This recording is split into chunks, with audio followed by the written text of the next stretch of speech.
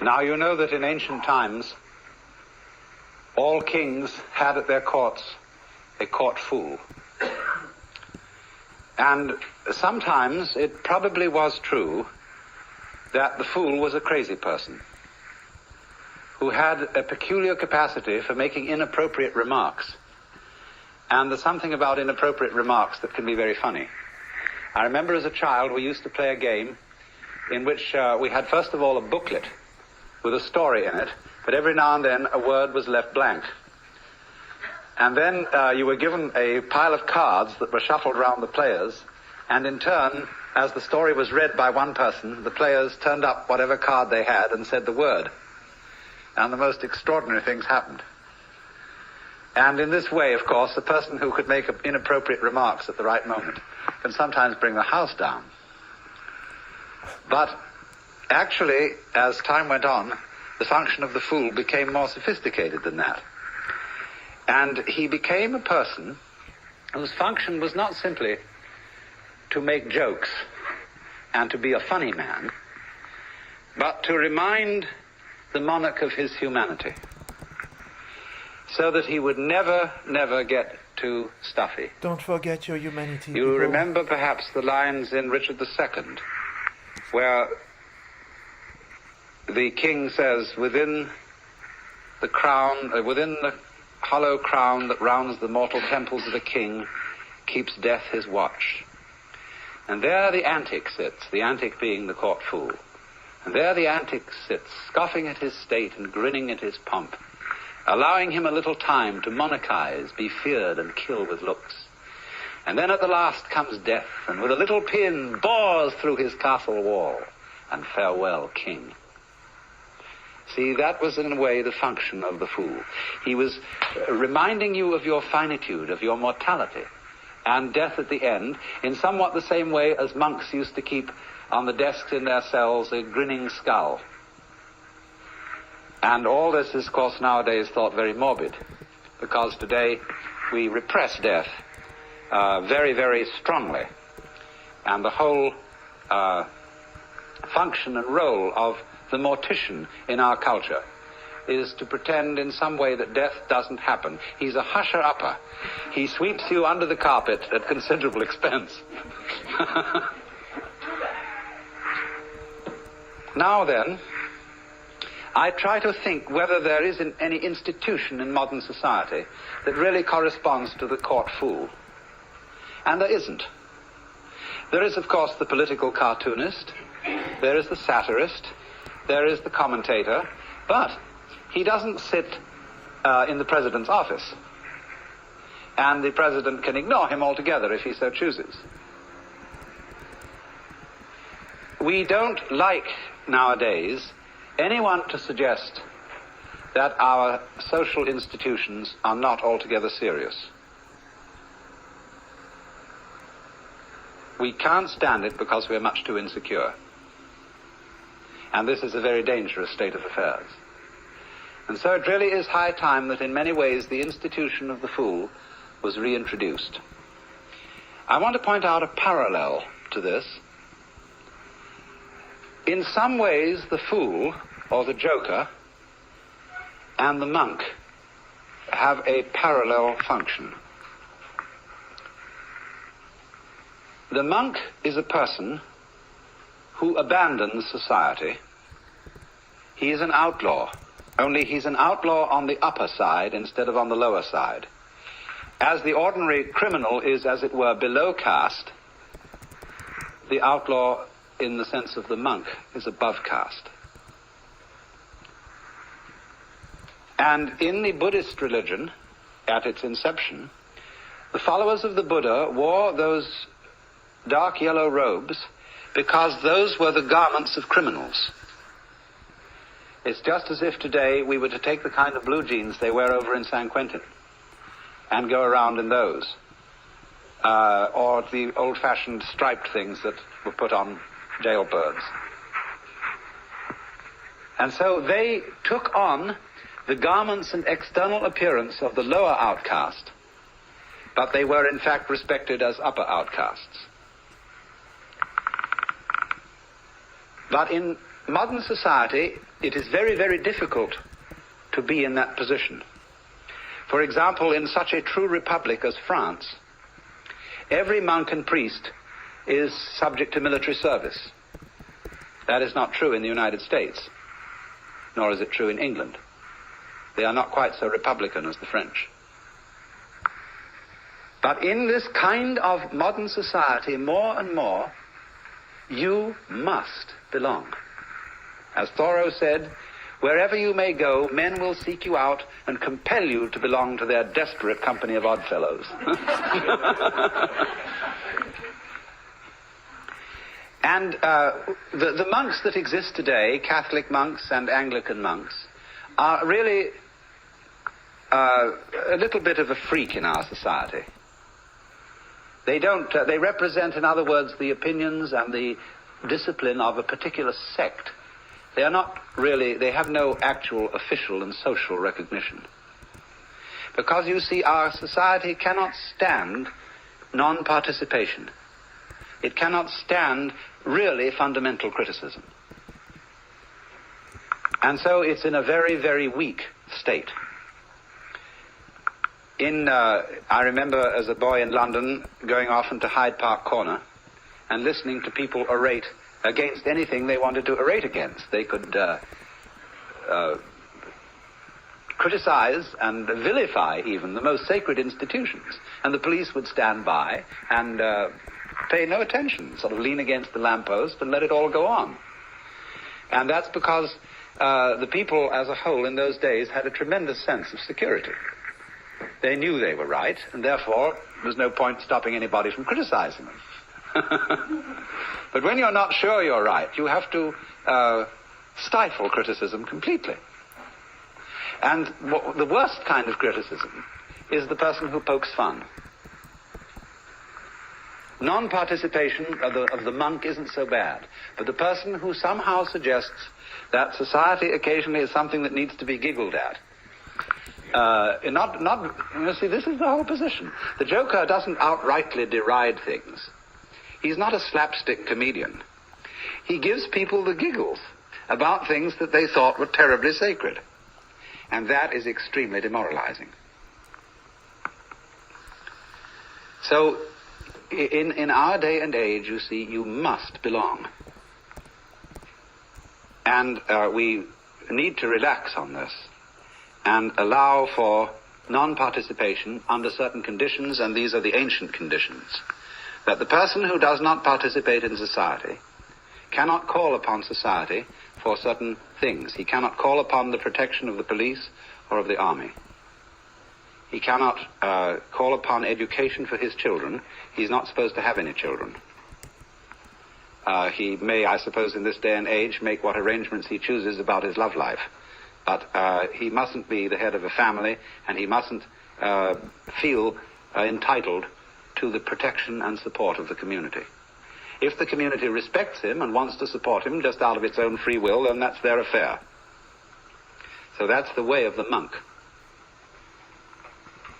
But the fool is in a different class from the monk. And to understand his role fully, we have to go into a number of preliminary things, the most important of which is to understand the nature of a social institution. Because, you see, the standpoint of the fool is that all social institutions are games. He sees the whole world as game playing. And that's why when people take their games seriously and put on stern and pious expressions, the fool gets the giggles, because he knows it's all a game. Now, when I say that he sees everything as a game, this does not mean mere game. Hamlet, although it's a play, is not mere entertainment. Or when you go to listen to a great orchestra, it is playing music indeed. But you are not seeing something purely frivolous. The idea of game, basically, is this, that the nature of the world is musical. That is to say, it is doing all these forms of trees and stars and people and all their complexities just to do them.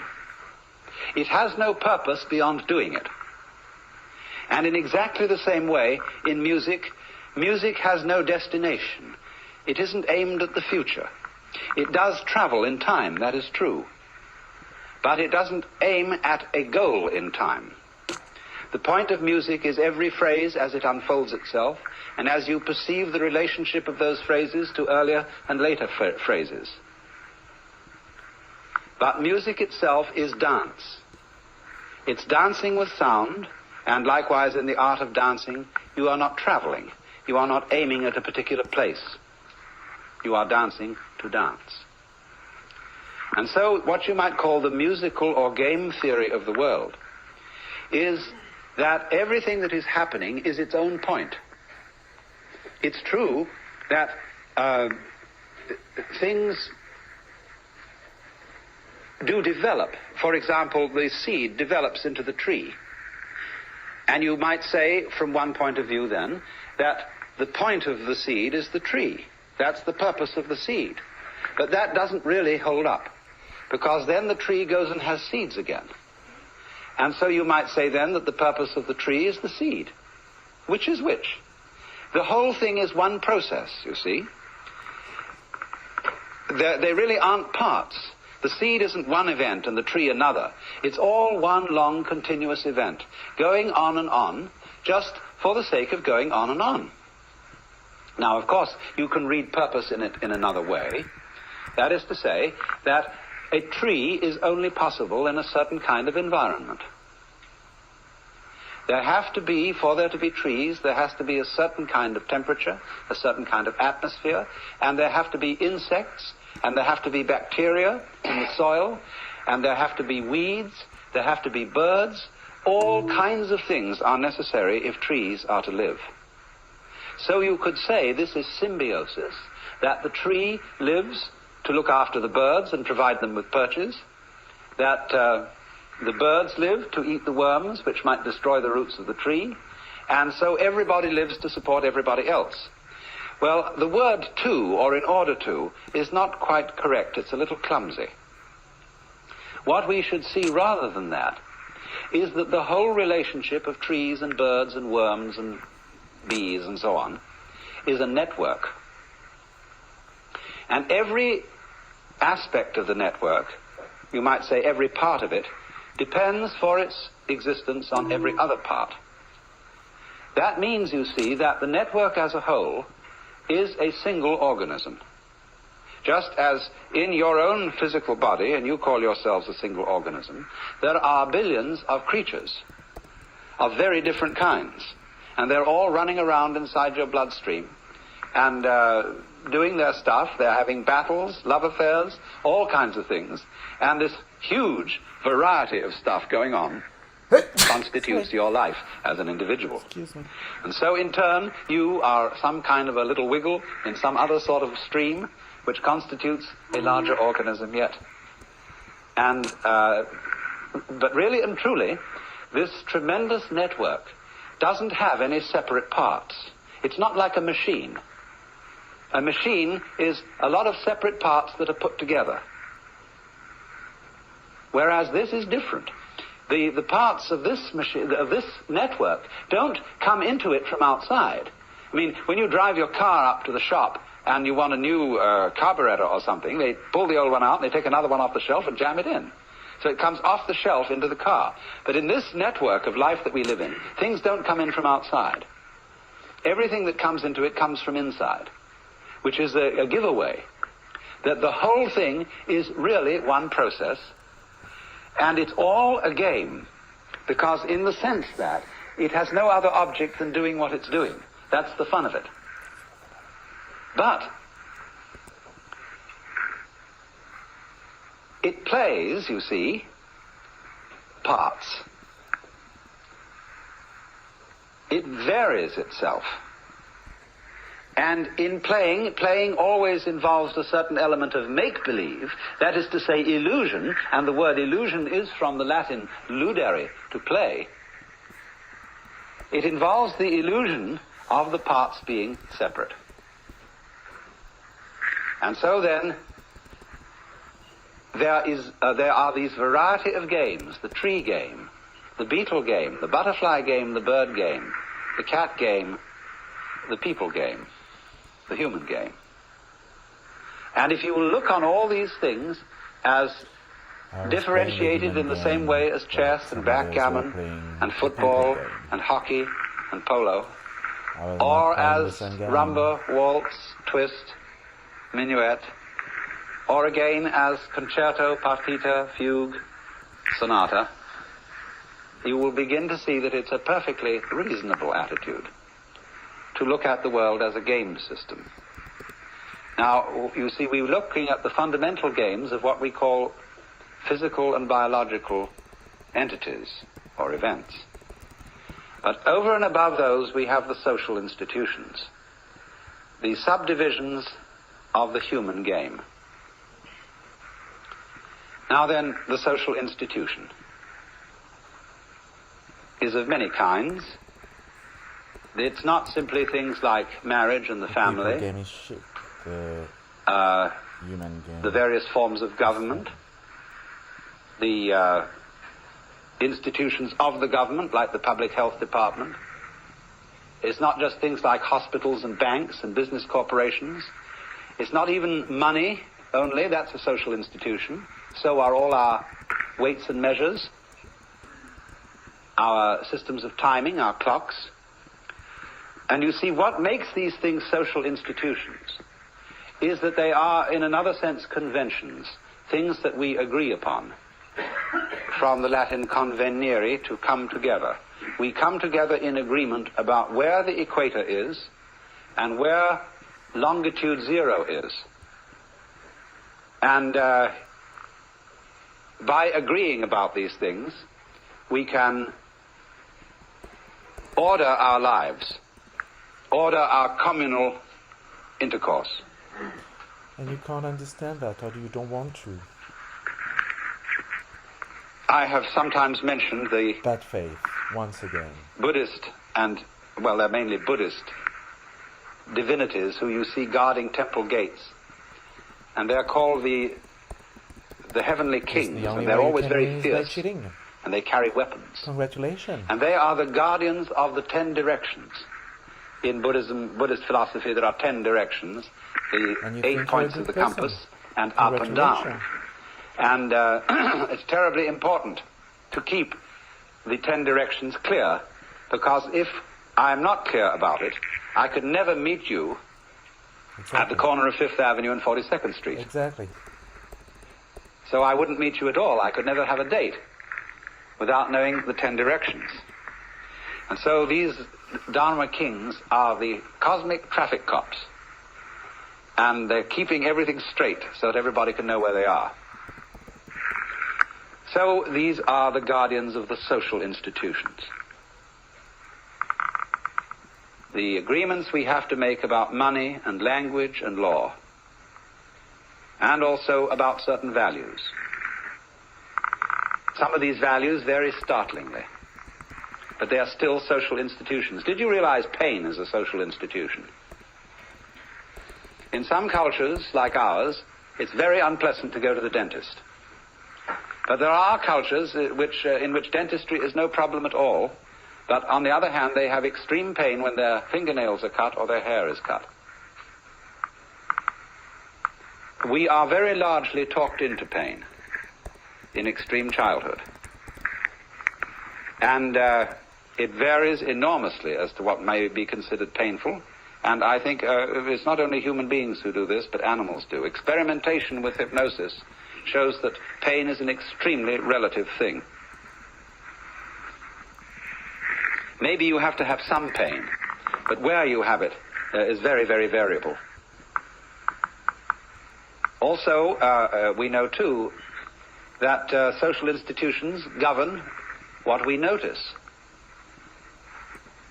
An American male pays relatively little attention to the back of a girl's neck. It's perfectly okay for her to grow her hair down long and cover it. But to a Japanese, the back of a girl's neck is the most exciting sexual feature.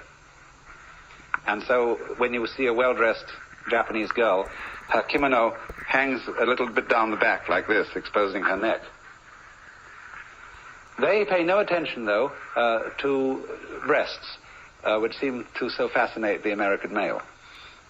It just doesn't seem to appear. And the way that a traditional Japanese woman clothes herself is exposing the neck, but looking very flat in front, and not at all showing the hips. She's willowy. She doesn't look very willowy underneath, as a rule, but she does when dressed in a kimono. Now, so you see, it isn't just that nature has built in to the human organism certain attractive features about other people. It's the social institution of what is to be attractive. And of course this comes out very, very strongly in the vagaries of fashion and how to do one's hair, paint one's face, etc., etc. But now, social institutions go a great deal deeper than anything we've mentioned. And the most important kind of social institution is that which has to do with role-playing. Who you are. Now, when we ask the question, who are you?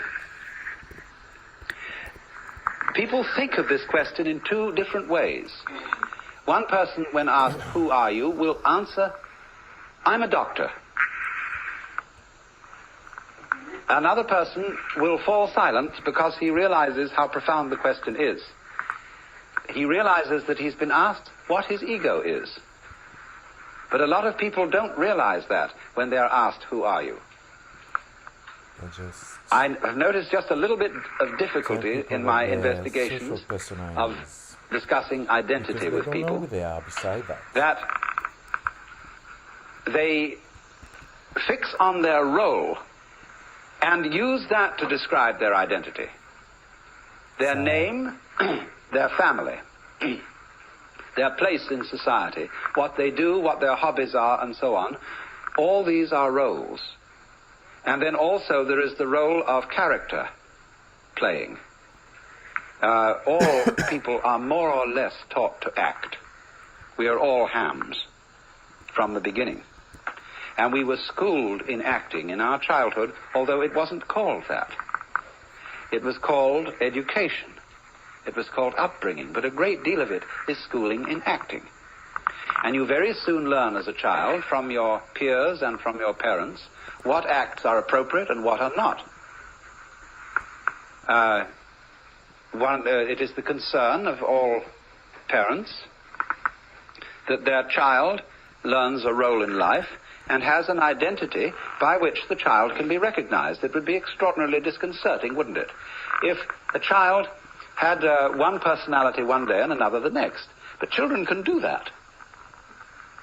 Don't you remember as a child that you were many different personalities, depending on your environment, that you were one person at home with your parents, you were quite a different person out alone with other children. Then when you went to visit your uncle and aunt, you were somebody else altogether, and so on. And finally, the whole trend of education is to shake all this down and make you more or less constant in every sort of social environment that you enter, so that everybody knows who you are. Otherwise it's disconcerting, you see. So we are made to believe that we have a real self. That is to say, somebody who we really are and whom we have to find. To find yourself, to settle down, to grow up, you see, means to fit into a role. And there are a lot of people, you see, who are troubled in our society and who seem to be misfits and are terribly unhappy because they just can't find the role that they're supposed to fit. They don't know who they are. There is an inner pandemonium and conflict. But it's obvious, isn't it, that the role you play is a social institution. Because you can't be an object to your own consciousness, at least not in the ordinary way. You are a subject from your own point of view, and you can only become an object to the extent that you adopt the attitudes that other people take towards you. Other people, from the beginning of life, are mirrors, and by the way they respond to you, you begin to learn what they think of you, and therefore who you are. We all tell each other who we are. And so the role we play, the identity that we have in that sense, is a social institution. But going further, there is the ego itself. There is this feeling that inside us there is an I center which receives experience and directs action. And this is the inmost myself. And we have all, of course, been taught in this day and age that if this is not our soul, it is a function of our body, it is a chemical sort of efflorescence of the brain, the feeling of I. Now, as I have told many of you before in various ways, this sensation of being a separate I, cut off from all other I's, is an illusion. It's a pure hallucination, because that is not the way we are functioning physically. We are functioning physically not as separate entities, but as beings that live in such a close relationship with everything else that there really is no way of dividing us from it. And so you see the mystic in all times and places discovers the illusory nature of this ego and realizes with a glorious shock that the true I myself, the thing that one really is fundamentally, is the entire game, the works. Some people call it God, or Brahman, or the Tao, or whatever you want. The name doesn't make the slightest difference. Anyway, that fundamentally what you are is the witch than which there is no witcher. And so relax, don't worry. Because you don't, you see, this doesn't ordinarily come into consciousness in just the same way that the structure of your brain doesn't ordinarily come into consciousness. It's very much there. But you don't see it directly, and you have no memory of it. So in the same way, you have no memory of being the witch than which there is no witcher. But there's no need to have a memory of that, because the thing doesn't need a memory. Memories are only necessary for creatures that have to defend themselves. And to creatures that have problems, they need memories. But the perfectly gloriously happy person wouldn't remember anything, because every experience would be completely satisfactory. All memory is really a form of regurgitation of undigested experience. But you see, also, don't forget, as we all know, memory can be fun, and so can burping. And but memory isn't necessary for the whole thing, except in certain brief forms of memory, where the continuance of anything at all, you see, of any particular form, is a sort of memory, in the sense that it's a repeated gyration of certain physical vibrations. But it's possible, you see, to wake up and realize that your ego is a game,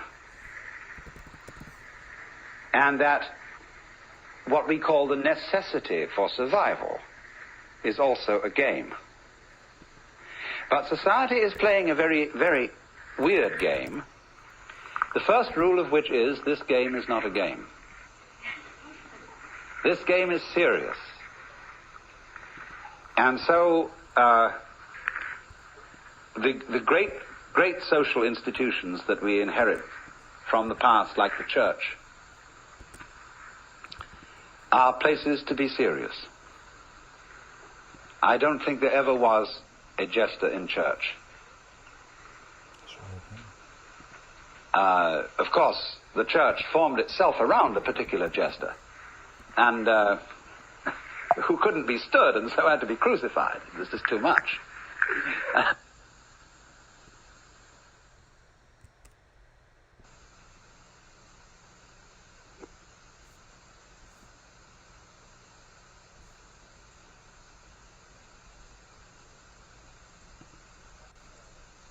But the whole attitude, you see, of the church is that you are standing in the presence of the most serious God the Father, who really is in earnest and no fooling, you see.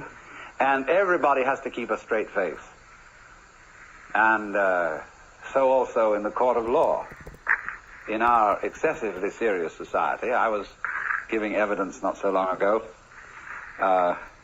and the two defendants were smiling at each other. And the judge suddenly rapped his gavel and said,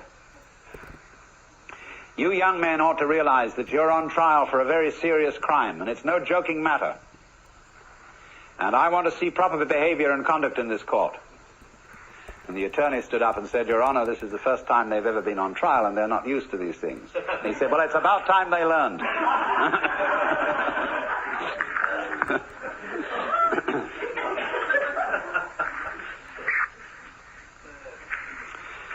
So you see,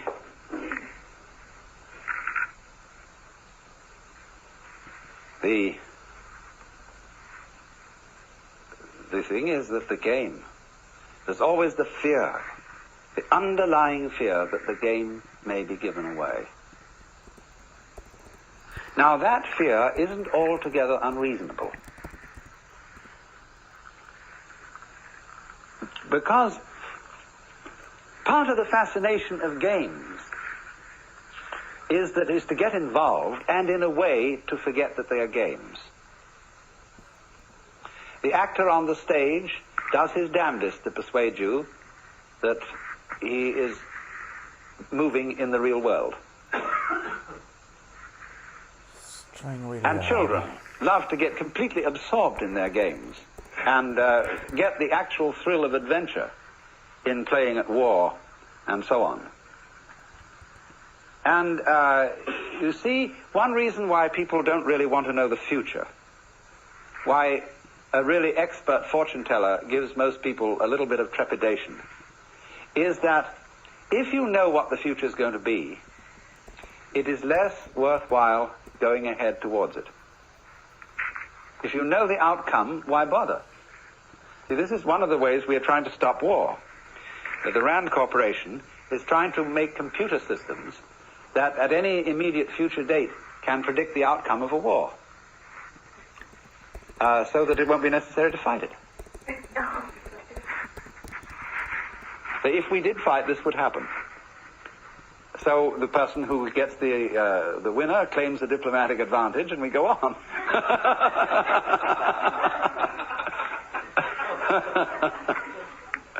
So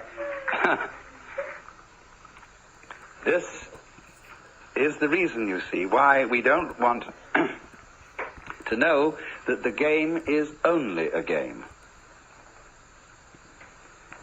Now,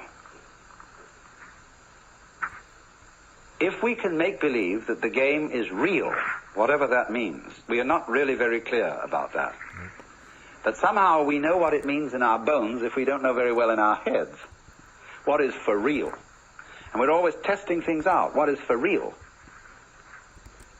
But when the whole world game becomes too real and people become too earnest, it's highly necessary to play a new game, which is the game of game against non-game. As how far can you get away with giving the show away about the game? Nobody really wants to go the whole hog until you're ready for final nirvana. You know, then you give the show away so far as you're concerned. And that's it. But in the meantime, the fascination of seeing how to put together, knowing it's a game, and still playing it. And doing this is what in Mahayana Buddhism is called being a bodhisattva. A bodhisattva is a person who doesn't give his show away completely. He doesn't simply release his consciousness from playing the human game. He is released and yet still in it. He knows the human game is a game, but he goes on playing it with considerable gusto. And his gusto derives in a great deal from the fact of knowing it's a game. You see, you can do that. And it's one of the peculiar properties of self-consciousness, to be able to know it's a game and yet enjoy doing it. It's like being happy and knowing you're happy. Now, a lot of people are afraid of that. They feel that if the moment they say, well, I'm happy, that it'll somehow stop. That it'll be like being too conscious of digesting your food. There is a point there where enjoying dinner, it very slowly merges into disgust. But it needn't be like that. The real gourmet never gets into that bind. And so in the same way, the doing something, being happy and knowing that you're happy, has about it a certain quality of what I would call resonance. For example, if I talk in a room which is completely soundproofed, it's terrible. I can't stand it. There's no resonance. No little tiny echo. I feel I'm talking into the proverbial wet blanket. But if there's a little resonance, if there's a feedback, you see, that makes the thing go vibrate a bit more than it ordinarily would. So one gets feedback from an audience. And it's much easier to talk to an audience than it is to a microphone, because there's feedback. And so consciousness is feedback. So for that reason, your voice sounds better when you're singing in the bathtub than it does when you're singing out in an open room, because you get resonance. And so we put resonators, like say a guitar or a violin has a sounding box in it. That's a resonator to make it echo a bit. And so great churches at one time was, or still are, built by acoustic experts.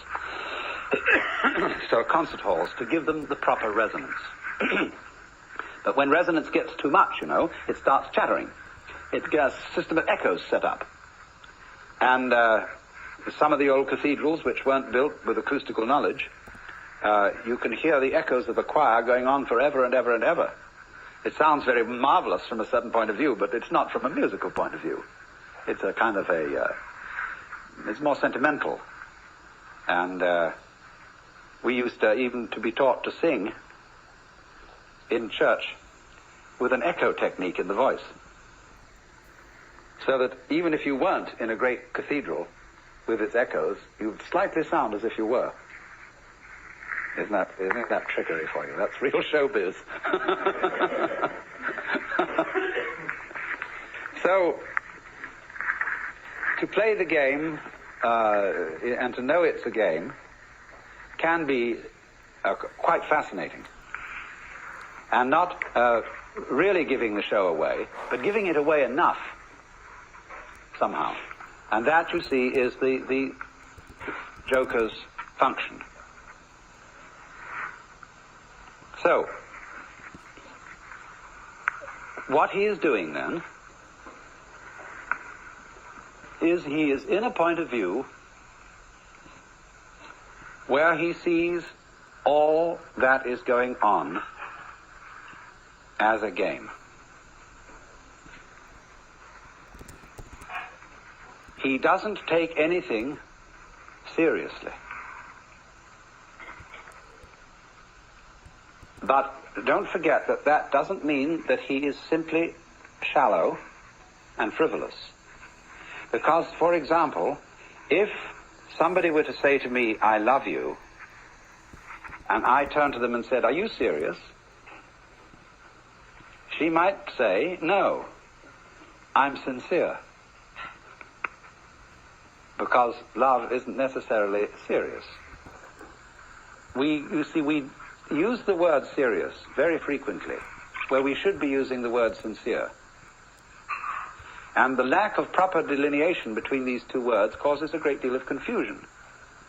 It's like the confusion about the word must. You must do this, whether it's a commandment or whether it's a condition, a state of affairs that simply is so.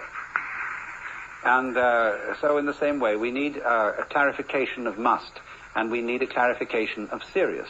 And it can be divided down into serious on the one hand, or sincere on the other.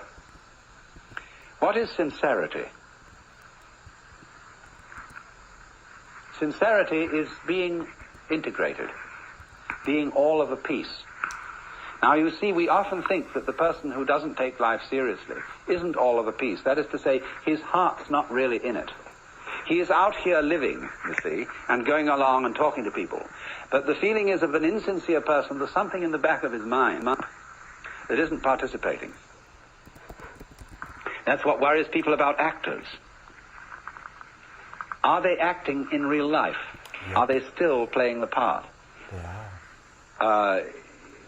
Is this person I'm introduced to as Charlie Chaplin the same man as, or different from the funny little man with the derby hat?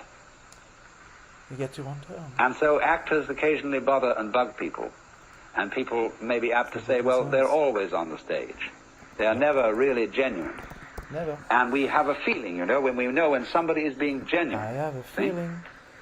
But mark it. When you know somebody is being genuine, trusting you, they are not necessarily being serious. They're not necessarily being grave or solemn. What I want to give the idea of is sincere laughter. And also sincere play. There is a perfectly sincere laughter.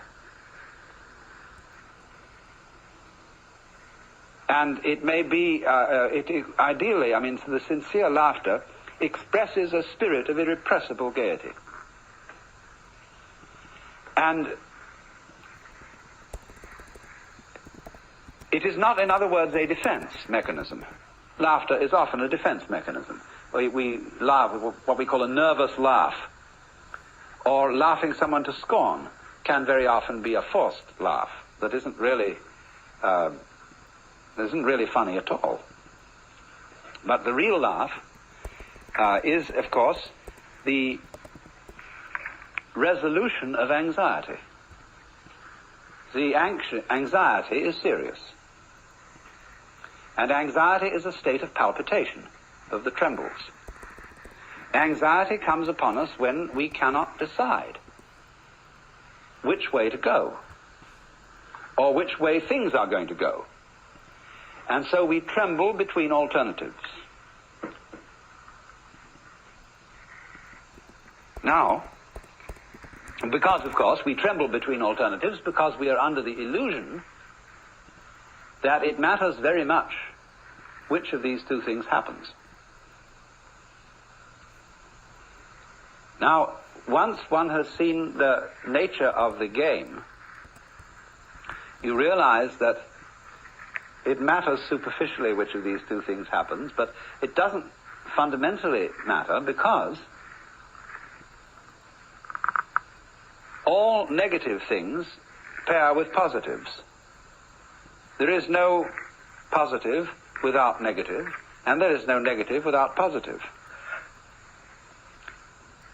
I heard a very amusing story which kind of goes with these rugs. The question is a zebra a yellow horse with black stripes or a black horse with yellow stripes? The answer is it is an invisible horse which has been striped yellow and black so that people won't bump into it.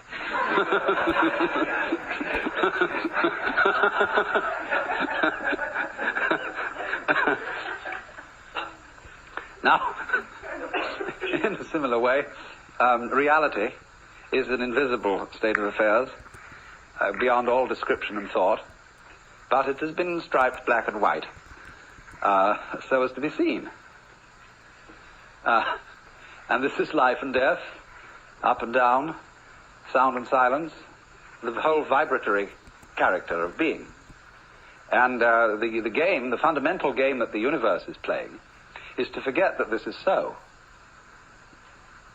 You see, what you might say in theological language, the invisibility of God is his self-forgetfulness.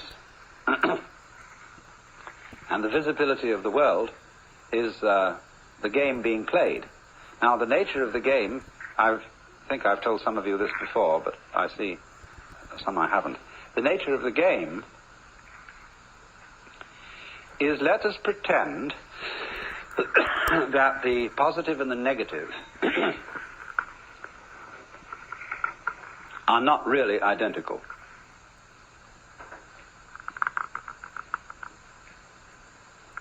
You see, they are explicitly different, but implicitly the same, because they always go around together. And that reveals a hidden, implicit conspiracy between black and white. And the truth is you can't have one without the other. But if we can pretend that they don't go together, that they are actually enemies, then we can have all sorts of games. The first game of which is, oh dear, black might win. The next game is, but white must win. And from that position, you can develop all the games you want. And it's interesting, isn't it, how so many of our table games, like chess and dominoes and checkers and so on, use the black and white pieces.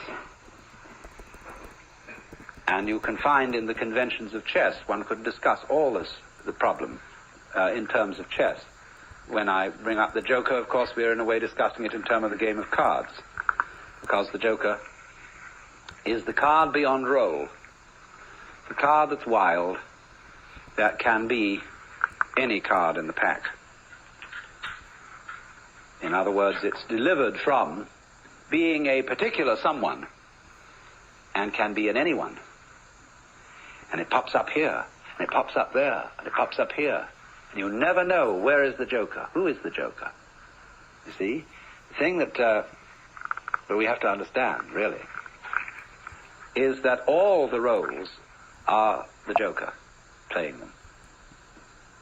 And the Joker is looking at you out of all pairs of eyes. There he is. Only he's pretending very often that he's not the Joker at all. Oh no, this is just me. I'm not the Joker. Where is the Joker? Well, let's have an intermission.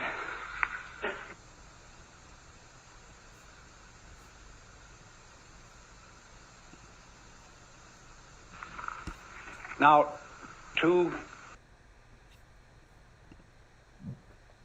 Well, that concludes my work for today in Unity.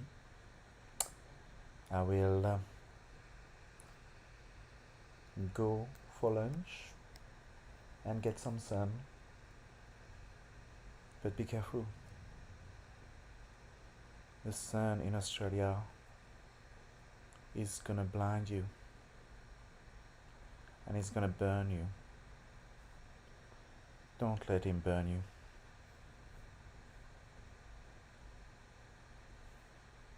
It looks fine and it's nice to have its warmth, but the warmth will make you shed your skin like a snake, and you don't want that. It's gonna be a slow burn, and you're gonna feel it, but you're not gonna do anything before it's too late. Very interesting dissection of the language. I speak in a really colorful way, don't I? Yep, because even if you try to have clear communication with those people, they're always gonna spin it on you and blame you for their negligence and their abuse and their delusions. So keep being deluded. Don't look in the mirror if you don't like the reflection. I don't care. keep on burning people and blame them for you tricking them and abusing them. That is the way. You do it, not the way. I wish you a Merry Christmas, and if I don't see you, good morning, good afternoon, and good night. Keep looking. I see you.